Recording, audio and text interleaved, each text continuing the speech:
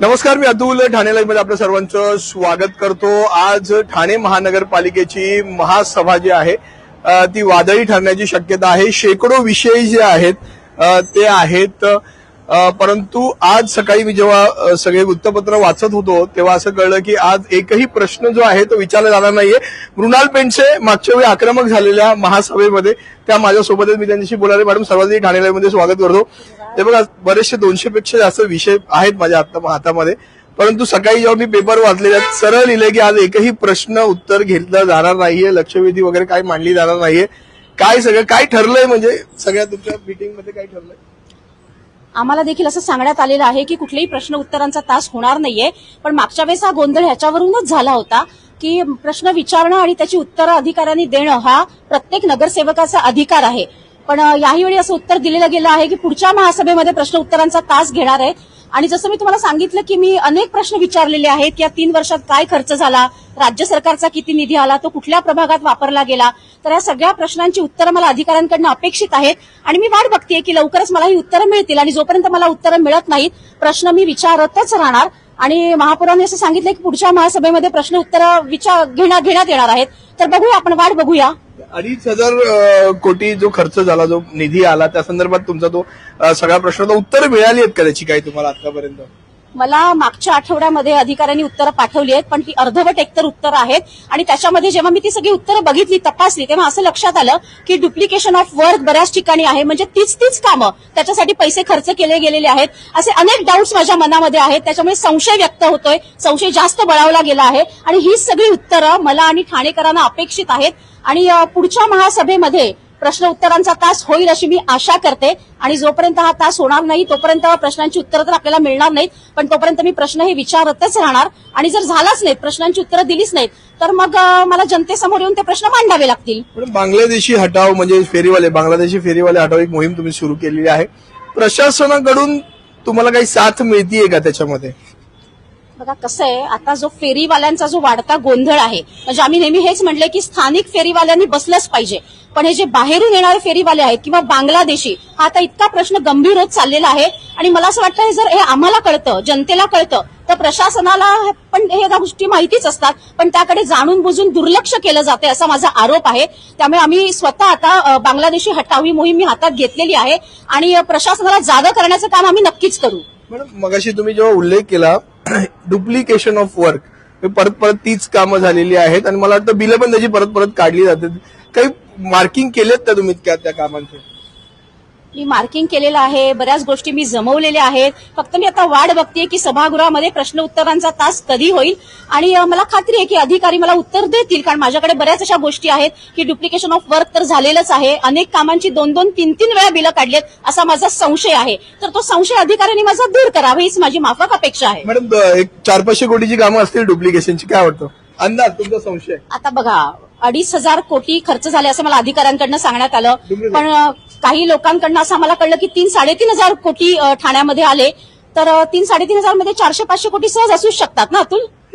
400-500 कोटीची कामं डुप्लिकेशनची असू शकतात असं संशय आहे, परंतु प्रश्न उत्तरांच्या तासाने सगळं क्लिअर होईल, अधिकारी तुमच्या प्रश्नांना उत्तरं देतील नेक्स्ट महासभेमध्ये, अशी आशा बाळगूया, अशी मी आशा करते। आणि मी जे आता आरोप करते किंवा जो संशय व्यक्त करते त्याची समाधानकारक मला उत्तर मिळतील अशी मी आशा करते, आणि ती नाही मिळाली तर पुढचं काय करायचं हे मी ठरवीनच। मनोहर डुमरे माझ्यासोबत आहे। डुमरे साहेब, एक महत्वाचा प्रश्न उपस्थित केला तुम्ही, खोटी कंपनी आहे, तिने बिलं काढली, कामं न करता, काय सगळा प्रकार आहे तो? हा बराच मोठा प्रकार आहे, तुमच्या 2 मिनिटाच्या याच्यामध्ये सांगता येणारा नाहीये, परंतु एक इलेक्ट्रिकल म्हणून एक कंपनी आहे, वाबाग या कंपनीला हे टेंडर मिळालं होतं। वाबाग नंतर त्यांनी एक जेवी केली एका कंपनीशी, त्या जेवीमध्ये जो मनुष्याला जी कंपनी आली होती तिला ह्या अधिकाऱ्यांनी टिकू दिलं नाही। मग आपले जे इंजिनियर आहेत झांबरे, त्यांनी त्यांचा एक मित्र आणला तिथे आणि त्यांनी एके इलेक्ट्रिकलच्या नावाने ते काम घेतलं, ते पण इलिगल पद्धतीने घेतलं। एके इलेक्ट्रिकल ही वाशीची कंपनी होती आणि त्या वाशीच्या कंपनीच्या नावाने 6 महिने या लोकांनी त्याच्या नावाने चेक काढले, बिलं काढली। नंतर ह्या बोरसे नावाच्या माणसाने, जो झांबरेने आणला होता, त्या बोरसेनी दुसरी एके इलेक्ट्रिकल कंपनी काढली आणि तिचा ऍड्रेस आहे अंधेरीचा, त्यांचा जीएसटी नंबर वेगळा आहे, पॅन कार्ड नंबर वेगळा आहे, बँक अकाउंट वेगळं आहे, तरी त्याला त्याच्यानंतरचे 4.5 वर्ष यांनी त्याला पेमेंट दिले नाही, करोड रुपये दिलेले आहेत. कमीत कमी 9 ते 10 करोडच्या आसपास त्या नवीन बोगस कंपनीच्या नावाने बिलं काढलेली आहेत. त्यांच्याकडे पार्टनरशिप डीड नाहीये, पार्टनरशिप फर्म बनवलेली आहे. झांबरे उडवाउडीची उत्तरं देतोय आणि हा मोठा म्हणजे आता त्याला परत 9 तारखेला, ह्या मागच्या गेलेल्या 9 तारखेला त्याला परत 10 वर्षासाठी त्याच एकी इलेक्ट्रिकल बोर्डच्या नावाच्या माणसाला 10 वर्षाचं कॉन्ट्रॅक्ट दिलेलं आहे आणि ते 38 कोटीचं दिलेलं आहे. म्हणजे आपण अद्याप कधी 10 वर्षाचं कॉन्ट्रॅक्ट केलं नाही. आपली आर्थिक परिस्थिती जर बिकट आहे महापालिकेची तर 3 वर्षाचं किंवा 5 वर्षाचं करावं. 10 वर्षाचं करण्याचं कारण काय? कारण ते 2-4 कोटी पण त्याच्यावर खर्च नाही. हे 30 ते 32 कोटी हे त्यांच्या खाण्यापिण्यात आणि सगळ्या वाटण्यात जाणार आहे. डुमरे साहेब, पण आज तर काय प्रश्न विचारू शकत नाही तुम्ही. या संदर्भामध्ये प्रशासनाशी पाठपुरावा करत असाल, पॉझिटिव्ह काही उत्तरे मिळत आहेत का तुम्हाला? मी आयुक्तांकडे पत्र दिलं पण आयुक्तांनी त्याला वाटाण्याच्या अक्षता दिल्या. त्यांनी गांभीर्याने घेतलेलं नाहीये. मी आपले सिटी इंजिनियर सोनाग्रा यांनाही दिले. त्यांनी तर स्पष्ट भाषेत सांगितलं डुमरेजी असं होत राहणार. म्हणजे त्यांनी पण गांभीर्याने घेतलं नाही का त्याच्यात त्यांचा काही रोल आहे हे काही समजत नाही. पण सगळं संशयास्पद कारभार आहे. मी प्रश्न पण विचारणार आहेत, पण आता ह्या मागच्या 2 महासभेचे प्रश्न अजून घेतलेले नाहीत. माझे महापालिकेमध्ये प्रश्न आहे. मी मुख्यमंत्र्यांना पण पत्र व्यवहार केलेला आहे, लेटर पाठवलेले आहे की अशा पद्धतीने महापालिकेमध्ये बोगस कंपन्या न झालेल्या कामांचे पण बिलं काही काढले जातात, जे मी मुख्यमंत्र्यांच्या निदर्शनात आणून दिलेलं आहे. धन्यवाद. जवळपास 30-32 कोटीचं जे काम आहे 10 वर्षांसाठी ते टेंडर त्यांनी पास केलेलं आहे. मनोहर डुमरे यांनी सांगितलं. त्या संदर्भात मध्ये ते आयुक्तांना भेटले, सिटी इंजिनियरला भेटले, पण पॉझिटिव्ह अजून उत्तरं जे आहेत ती त्यांना मिळत नाहीयेत असं दिसतंय. ठाणे महानगरपालिकेची आज महासभा आहे आणि जे नगरसेवक आहेत प्रत्येक पक्षाचे ते यायला सुरुवात झालेली आहे. आज तुम्हाला मी सांगतो बरेचसे जे आहेत प्रस्ताव जे आहेत ते आज महानगरपालिकेच्या महासभेमध्ये ठेवण्यात आलेले आहेत. संतोष तोडकर जे आहेत विटाव्याचे नगरसेवक ते देखील ठाणे महानगरपालिकेमध्ये आता आलेले दिसत आहेत.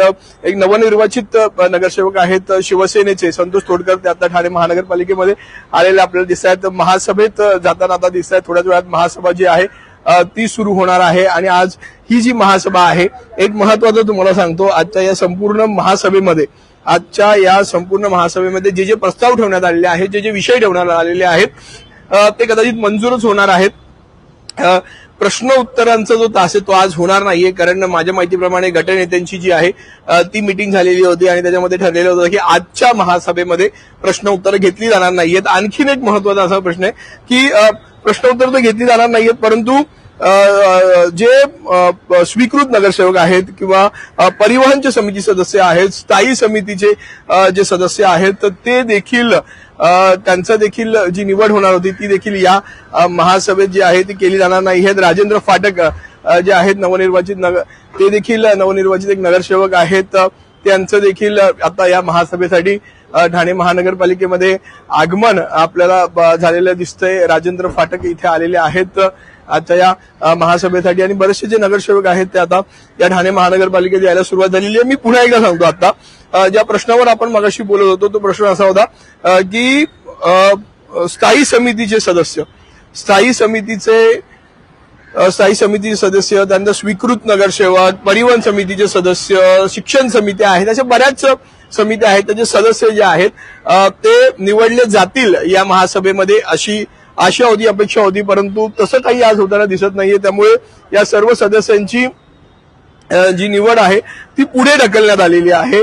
म्हणजे हा मार्च महिना हा पूर्ण जाईल असं दिसतंय, कारण 23 तारखेला महानगरपालिकेचा अर्थसंकल्प देखील सादर होणार आहे. त्यामुळे 23 तारखेच्या अर्थसंकल्पाच्या वेळी स्वीकृत नगरसेवक असेल, स्थायी समिती असेल, परिवहन असेल, शिक्षण समिती असेल, वृक्ष प्राधिकरण असेल, अशा बऱ्याचशा ज्या समित्या आहेत त्यांचे सदस्य कदाचित निवडले जाणार नाहीत. त्यामुळे ह्या सगळा विषय एप्रिल मध्ये जाण्याची शक्यता आहे. कालच विरोधी पक्षनेते आहेत शानू पठाण, त्यांनी एक महत्वाचा मुद्दा जो आहे तो उपस्थित केलेला होता. पाणी चोरीचा जो मुद्दा होता तो उपस्थित केलेला होता आणि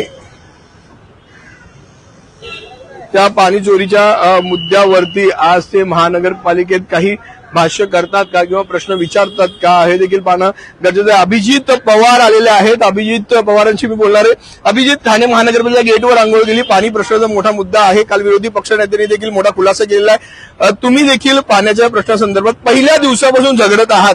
काही पॉझिटिव्ह होईल याच्यामधून उत्तरे मिळतील वाटतंय तुम्हाला?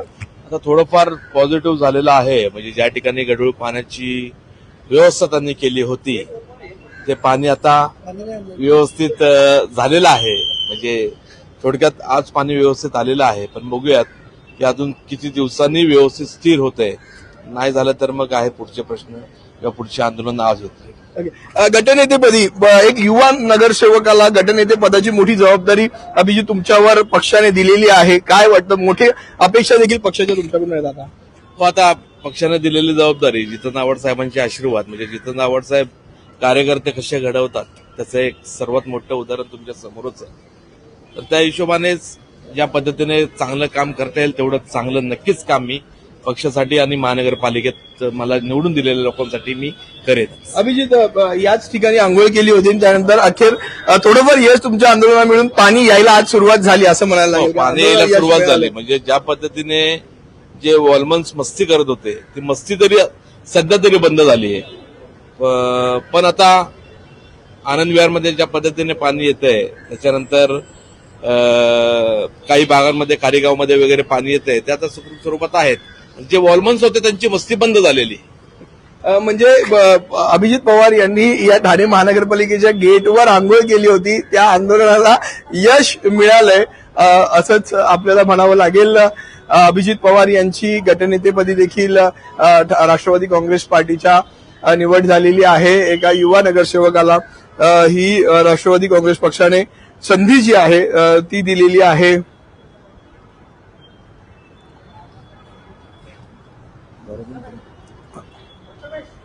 संधी जी आहे ती दिलेली आहे अभिजित पवार यांना. आणि आज ठाणे महानगरपालिकेची महासभा आहे आणि या महासभेला जे नगरसेवक आहेत ते सगळेजण यायला आता सुरुवात झालेली आहे. बरेचसे प्रश्न आणि उत्तरांचा तास नाहीये, परंतु जे विषय आहेत, प्रस्ताव आहेत, तेच हे करण्यात येणार आहेत. त्या संदर्भामध्ये चर्चा देखील होईल की माहिती नाहीये. हे सगळे विषय जे आहेत ते मंजूर होतील. फाटक मॅडम ज्या आहेत त्या आलेल्या आहेत.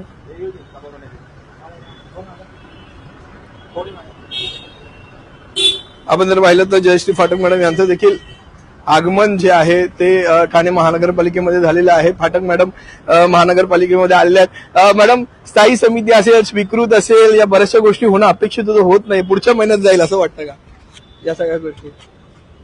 नाही, त्याचा काय अंदाजा नाही मला, पण होईल, नक्कीच होईल, आपलंच होईल.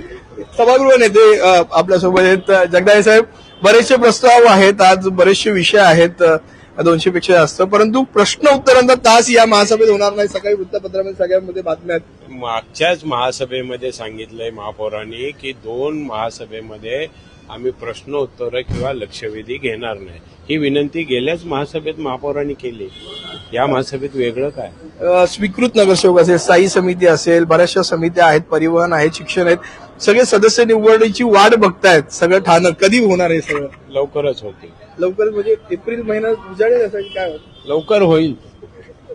लवकर होईल सांगतात, परंतु याच महिन्यात होईल असं काही सांगितलं जात नाहीये. त्यामुळे जे नगरसेवक आहेत या महासभेसाठी ते सुद्धा सगळेजण येताना दिसत आहेत. लहू पाटील यांचं देखील इथे आगमन झालेलं आहे. ते देखील शिवसेनेचे नवनिर्वाचित नगरसेवक आहेत. त्यांचं देखील या महासभेसाठी आगमन झालेलं आपण पाहतोय. आज पुन्हा एकदा ही ठाणे महानगरपालिकेची महासभा आहेत, विषय आहेत. मग आत्ताच जे सभागृह नेते आहेत हनुमंत जगदाळे यांनी जसं सांगितलं की मागच्याच महासभेमध्ये महापौरांनी विनंती केली होती की 2 महासभा प्रश्न उत्तरांचा तास घ्यायचा नाहीये, त्यानंतर प्रश्न उत्तरांच्या याला सुरुवात होईल. त्यामुळे आजच्या महासभेमध्ये जे विषय मांडण्यात आलेले आहेत ते सगळे विषय मंजूर होतील असंच दिसतंय.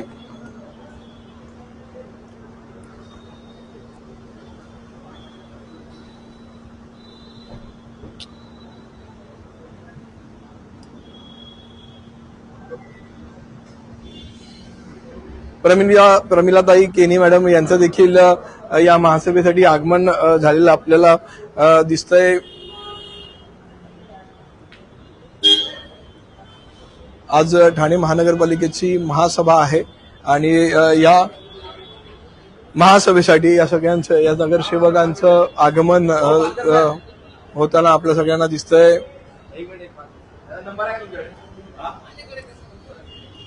उपमहापौर कृष्णा पाटील यांचं आगमन झालेलं आहे.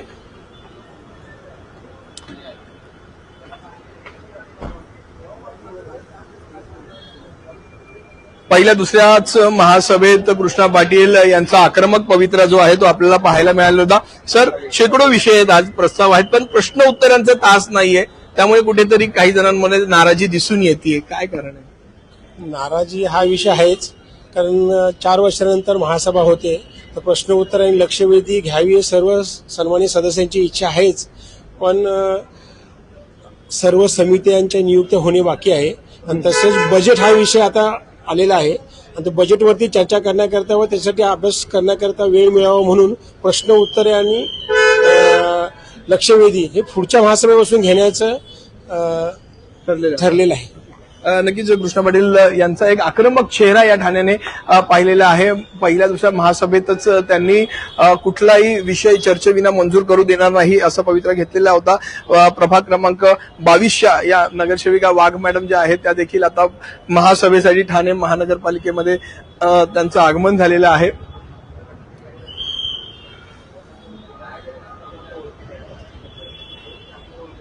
आपण जर पाहिलं तर आज महासभा आहेत, अनेक विषय आहेत आणि त्यासाठी या सगळ्या नगरसेवकांचं आगमन या ठाणे महानगरपालिकेमध्ये होताना आपल्याला दिसतंय.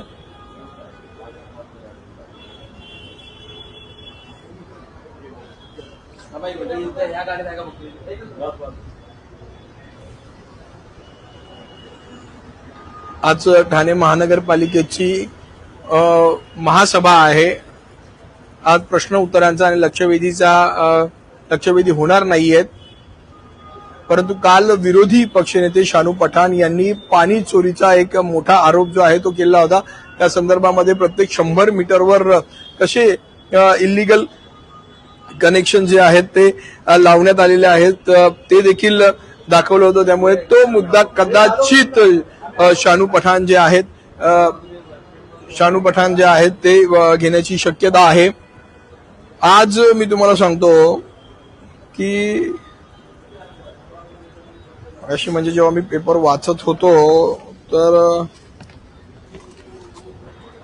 पत्रकार संघाचे अध्यक्ष आनंद कांबळे सर, आज मला वाटतं शेकडो विषय आहेत, प्रस्ताव आहेत, परंतु प्रश्न उत्तरांचा तास नाही, कुठली लक्षवेधी नगरसेवक मांडू शकत नाहीये, कुठेतरी नाराजी आहे काही जणांमध्ये. हे योग्य आहे का? नाही, महासभेचा जर नियम बघितलं तर सर्व महापौरांच्या अधिकारात असतं. महापौरांना वाटलं लक्षवेधी घ्यावी तर ते घेऊ शकतात, महापौरांना वाटलं प्रश्नोत्तर घ्यावे तर ते घेऊ शकतात, त्यांना वाटलं तर नाही घेऊ शकत. परंतु अनेक लोकांचे प्रश्न आहेत, पण ते प्रश्न कशा संदर्भात आहे ह्याला पण महत्व दिलं पाहिजे. ते जे प्रश्न आहेत त्या जे 14 लोकांनी प्रश्न उपस्थित केलेत त्यापैकी 11 जणांनी फक्त शहर विकास ह्याच्यावरती प्रश्न केले. त्यामुळे वेगळे लोकांच्या मनात वेगळी भावना निर्माण होते की शहर विकासच का? शहरामध्ये अनेक प्रश्न आहेत, रस्त्याचे प्रश्न आहेत, पाण्याचे प्रश्न आहेत, गटारचे प्रश्न आहेत, मैदानाचे प्रश्न आहेत. ह्या प्रश्नाकडे दुर्लक्ष करून तुम्ही दुसरी हेच प्रश्न का घेता हा पण थोडासा विचार केला पाहिजे. आणि मग त्यांच्या गटनेत्याच्या बैठकीमध्ये ठरलेलं आहे की बाबा आपली जी लक्षवेधी ज्या प्रश्नोत्तर घ्यायचे नाही तर ते पुढच्या महासभेत घेतील. आता यांना मोठ्या प्रमाणात ठराव आहेत, प्रस्ताव आहेत, त्या प्रस्ताव मंजूर केले पाहिजे. त्याकरता त्यांनी वेळ मिळावी आणि जर प्रश्न उत्तर सुरू केलं तर त्याला वेळ जातो. वेळेमध्ये लोकांना वेळ मिळत नाही, त्यामुळे त्यांनी कधी पुढे ठेवले असेल. पण प्रश्नोत्तर घेतील. प्रश्नोत्तर घेणं हा कायद्यात आहे, परंतु घ्यायचे का ना कायद्यात असलं तरी ते महापौराचे अधिकार आहे. लक्षवेधी घेणं हा सुद्धा त्याचा अधिकार आहे. कायद्यात असलं तरी ते शेवटी महापौर त्या पीठासीन अधिकारी असतात, त्यांच्यावर डिपेंड आहे की ते घ्यायचं की नाही.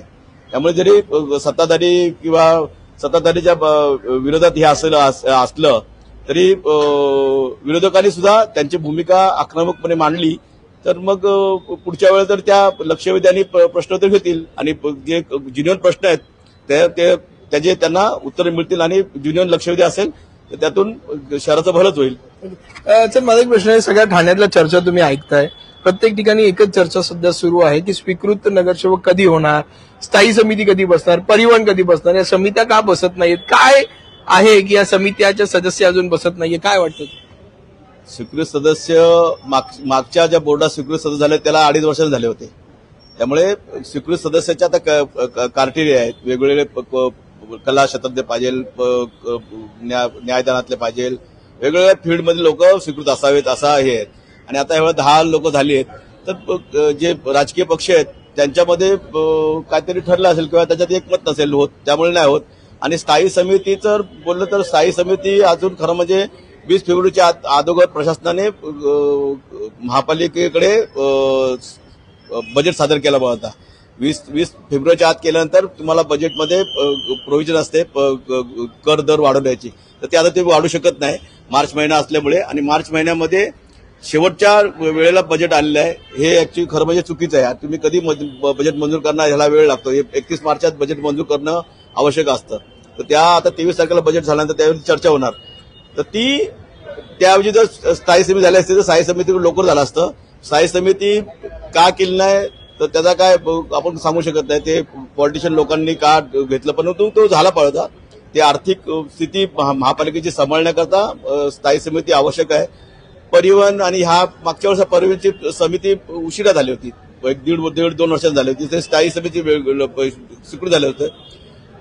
आणि विकेंद्रीकरण केल्यामुळे सर्व प्रभाग समितीवरती प्रभागच्या अध्यक्षांना अधिकार असतात. तर ते विकेंद्रीकरण झाल्यामुळे त्यांना त्या प्रभाग समितीचे अध्यक्ष, विशेष समित्यांचे अध्यक्ष म्हणजे ते विकेंद्रीकरण होतं आणि शहराचा कारभार जलदगतीने होतो. पण ते केलं पाहिजे. त्यामुळे जरी झालं नसेल संपूर्ण महापौरांकडे अधिकार आल्यामुळे तरी त्यांच्या बर्डन होईल. त्यांनी लवकरात लवकर केलं पाहिजे. हे शिंदे साहेबांनी त्या लक्ष घातलं पाहिजे. भाजप आणि ह्या लोकांना सगळ्यांना सोबत घेऊन मार्ग काढला तर ते लवकर होईल. सर, स्वीकृत नगरसेवक नक्की किती आहेत आता यावेळी, म्हणजे हे आता हे सगळं झालेलं आहे, स्वीकृत नगरसेवक कुठल्या पक्षाला किती मिळणार आहेत? ठाणे महापालिकेमध्ये सध्याच्या घडीला 10 स्वीकृत नगरसेवक आहेत. मागच्या वेळी 5 होते, 10 आहेत. तर ह्या शिवसेनेला 6 मिळणार आहेत, भाजपला 2 मिळणार आहेत, राष्ट्रवादी शरद पवार 1, राष्ट्रवादी अजितदादा पवार यांना 1, असे 10 स्वीकृत सदस्य महापालिकेत येतील. ठाणे महानगरपालिकेच्या महापौर शर्मिलाताई पिंपळकर यांचं देखील या महासभेसाठी इथे आगमन झालेलं आहे आणि थोड्याच वेळात ही महासभा होणार आहे. सर, मी पुन्हा एकदा एका महत्वाच्या आता प्रश्नाकडे, ज्याचे क्रायटेरिया जो आहे तो बऱ्याच जणांना माहिती नाही. स्वीकृत तुम्ही सांगितले 10 आहेत, किती नगरसेवकांच्या पाठीमागे एक स्वीकृत सदस्य असं आहे? 13 नगरसेवक 130/10 म्हणजे एका नगरसेवकाला स्वीकृतला 13 सदस्याची गरज असते. परंतु तौलनिक संख्याबळानुसार जी महापालिकेची संख्याबळ आहे, शिवसेनेचे आहेत किती, भाजपचे किती, त्या ह्याच्यावर त्यांना देतात. भाजपचे 28 आहेत म्हणून त्यांना 2 मिळणार, शिवसेनेचे 75 म्हणून त्यांना 6 मिळणार आहेत, राष्ट्रवादी शरद पवार गटांचे 12 आहेत म्हणून त्यांना 1 मिळणार आहे, आणि राष्ट्रवादी अजितदादा पवार यांचे 9 आहेत म्हणून त्यांना 1 मिळणार आहे. असे हे 10 सदस्य स्वीकृत सदस्य त्यांना होणार आहेत. 10 स्वीकृत जे आहेत ते निवडले जाणार आहेत, परंतु ते अजूनपर्यंत निवडले नाही आहेत. मला वाटतं त्याला एप्रिल उजाडेल या सगळ्या गोष्टींसाठी. आणि आता आपण पाहिलं की ठाणे महानगरपालिकेचे सगळे जे नगरसेवक आहेत ते आता या महासभेसाठी यायला सुरुवात झालेली आहे. महापौर आलेले आहेत, उपमहापौर आलेले आहेत, सभागृह नेते आलेले आहेत, गटनेते शिवसेनेचे गटनेते आलेले आहेत. पवन कदम मगाशीच थोड्याच वेळात या महासभेला सुरुवात होईल आणि या महासभेमध्ये नक्की काय घडतं याच्या प्रत्येक अपडेट्स ज्या आहेत त्या ठाणे लाईव्हच्या माध्यमातून आम्ही तुमच्यापर्यंत पोहोचवणार आहोत. ज्येष्ठ पत्रकार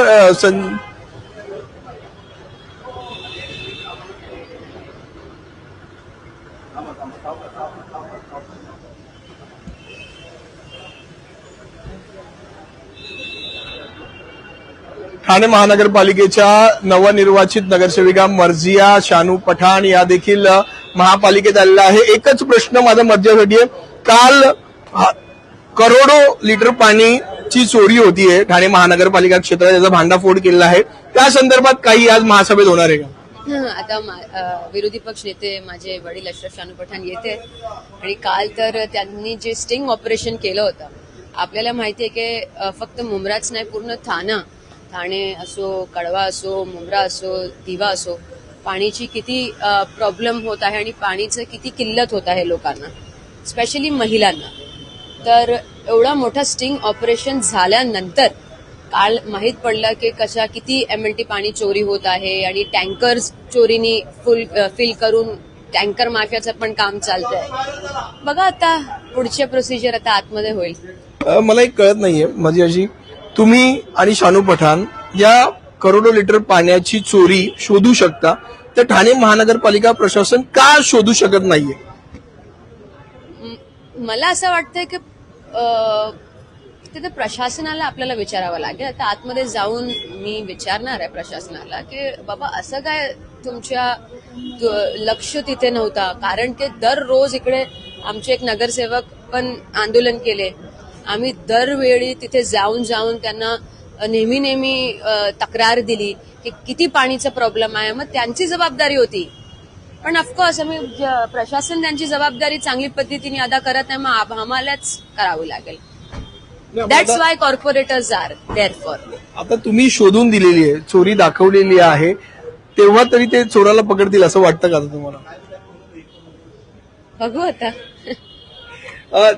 त्यांना माहित पण असेल ना चोर कोण आहे काय ना. मग तेच बोलतोय की जेव्हा एक नगरसेविका आणि विरोधी पक्ष नेता हे जर शोधू शकतो, प्रत्येक मला वाटतं 100 मीटर अंतरावर एक चोरीचं प्रकरण आहे, त्या सगळ्याला टॅप मारलेला आहे, हे जर एक नगरसेविका आणि विरोधी पक्ष नेता शोधू शकतो, तर प्रशासन का शोधत नाहीये हा प्रश्न आज मला वाटतं मर्जिया शानू पठाण तुम्ही आणि विरोधी पक्ष नेते कदाचित विचारतील. आज जर विचारून माझ्याकडे दिलात तर अजून लाईव्ह प्रश्न आहे.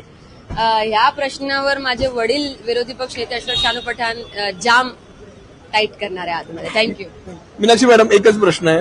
स्वीकृत नगरसेवक बाकीच्या समित्या, स्थायी समित्या या सगळ्या बाकी आहेत, त्या का होत नाहीयेत, काय कारण आहे? मला असं वाटतं की होणार आहेत त्या, कारण कार्यकाळ फार लगेच डिक्लेअर केल्यामुळे थोडा विलंब झालाय, पण मला असं वाटतं ह्या महिन्यापर्यंत होऊन जातं. मार्चमध्ये होईल.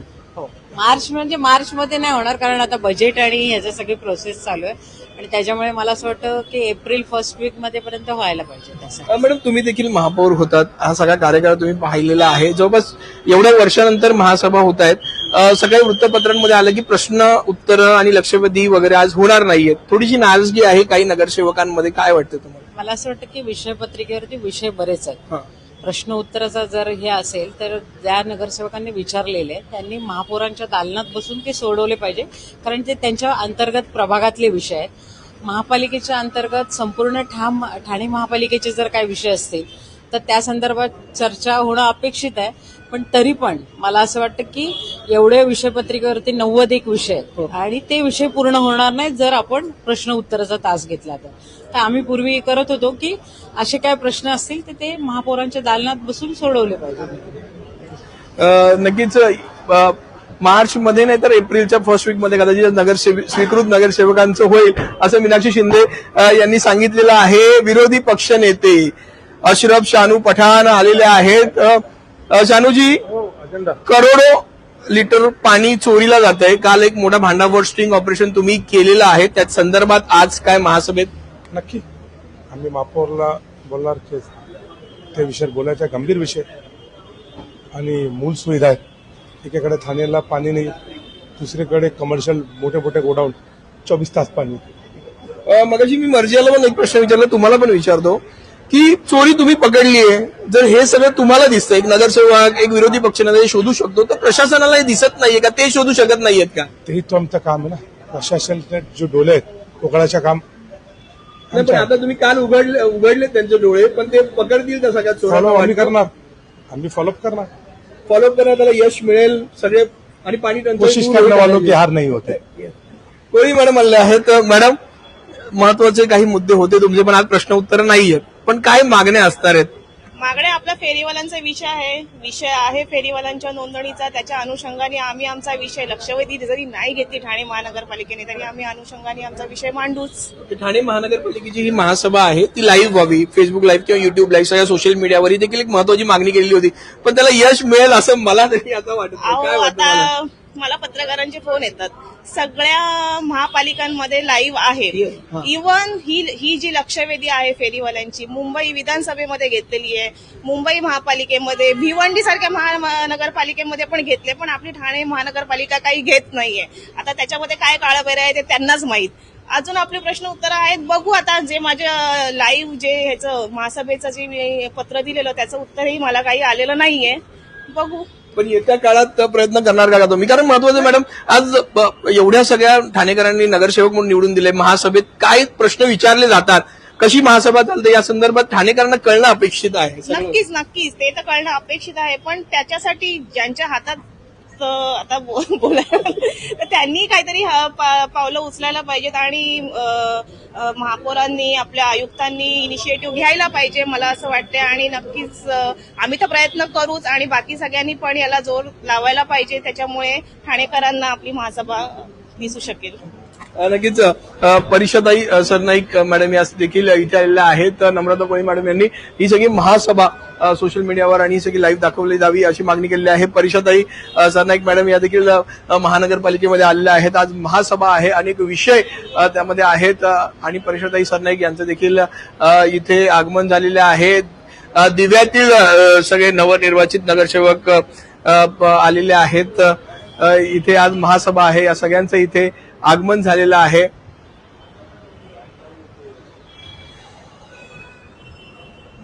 थोड्याच वेळात या महासभेला जी आहे सुरुवात होणार आहे आणि या महासभेत काय घडतं याचे सगळे अपडेट्स जे आहेत ते ठाणे लाईव्हच्या माध्यमातून आम्ही तुमच्यापर्यंत पोहोचवणार आहोत. ठाणे लाईव्हचे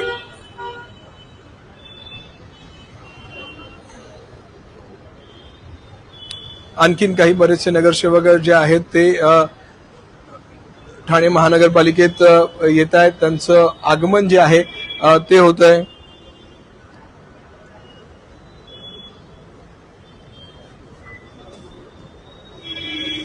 आज शेकडो विषय जे आहेत ते विषय पत्रिकेवर आहेत, परंतु आज लक्षवेधी आणि प्रश्न उत्तरांचा जो तास आहे तो होणार नाहीये.